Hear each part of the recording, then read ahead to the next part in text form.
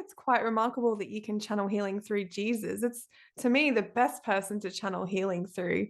Um, how do you view Jesus as opposed to a Christian would view Jesus? Is he the same type of person that's depicted in the Bible to you, or would you say he's a slightly different?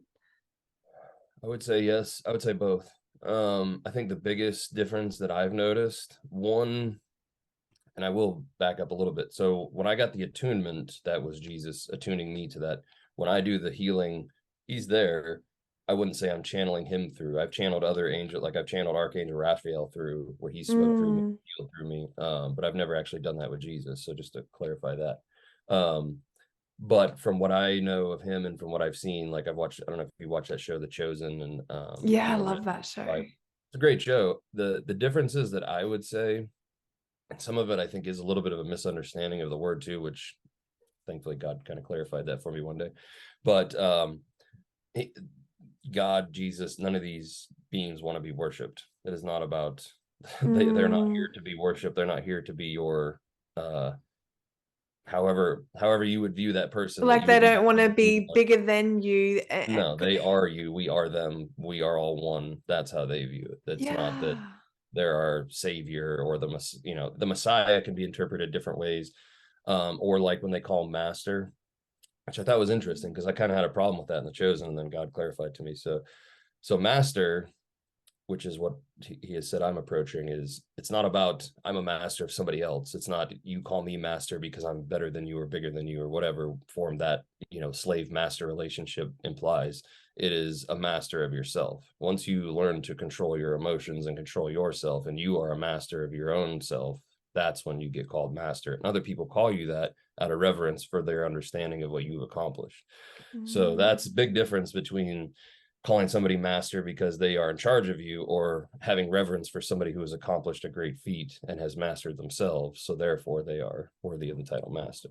So that's Yeah. just a little clarification that I always thought was interesting, because I kind of had a problem with that too, because you see the way he's portrayed, and it's always about worship or about him coming to save you and dying for our sins, and like none of that stuff is, no.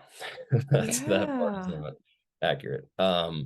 What I would say is that if you want to understand what Jesus meant by, or any religious text, what the original meaning of sin was, it's a archery term. It means to miss the mark. So if righteousness means path to God, and the path to God is through us, and we sin, that means we miss the mark, right? Mm. It doesn't mean that we are eternally, we're damned and whatever and condemned to hell.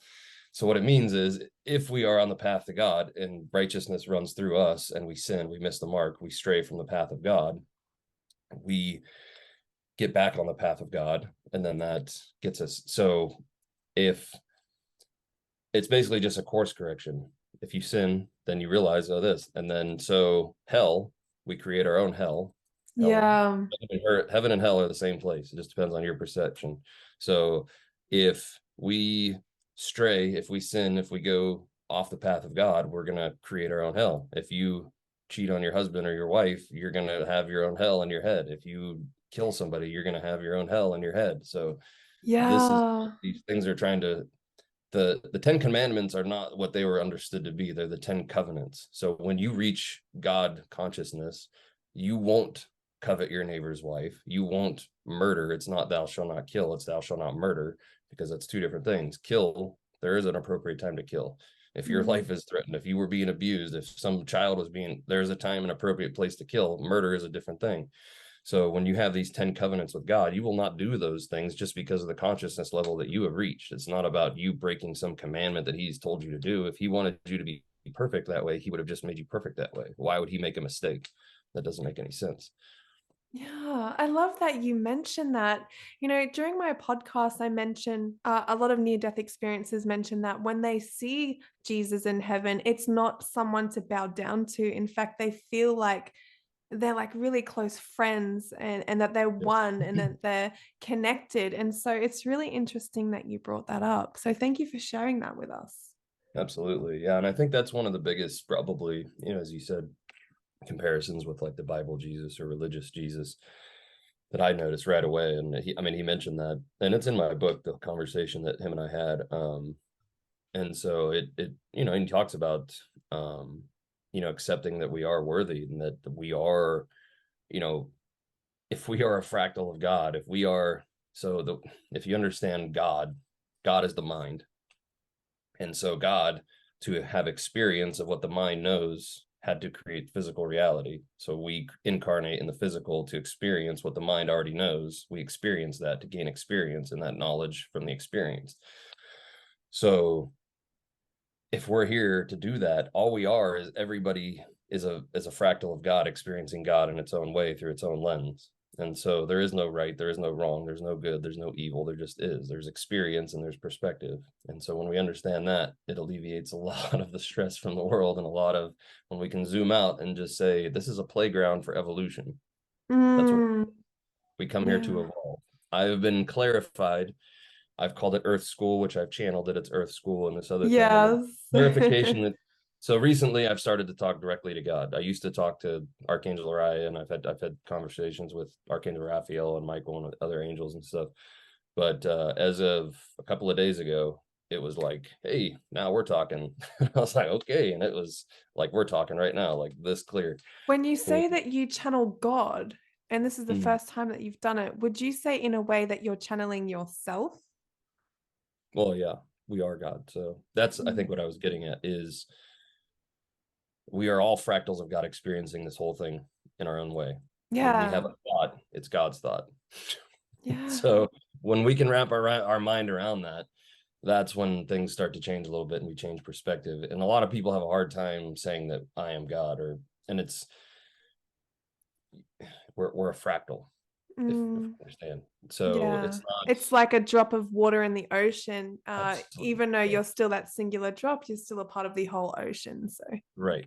Exactly. And God is everything. It's this computer that I'm talking, it's the everything that's everything ever been all around us at all times. And so that perspective, and then understanding that we are equal to Jesus. The reason that Jesus was better than us, and I say that in quotations, is that he mastered himself. He understood what it was to be the full encapsulation of what a human can be. And that's what mm, the other teachers were too, Buddha, and there's been a bunch of teachers that have come here throughout time that have all had the same messages, that have done the same things in their own way that was appropriate for their time. And yeah. so, I think that's where I was going with the God thing. So one thing that I've started to learn, especially through channeling God, is that there the information that you get is going to be right for you to get you to where you need to go. So Mm, that doesn't mean that that information is going to be right in the societal sense. It doesn't mean that it's going to be historically accurate necessarily, but it's going to be what you need to get you from point A to point B in your evolution. It's going to be the right answer for you to do what you need to do, if that makes sense.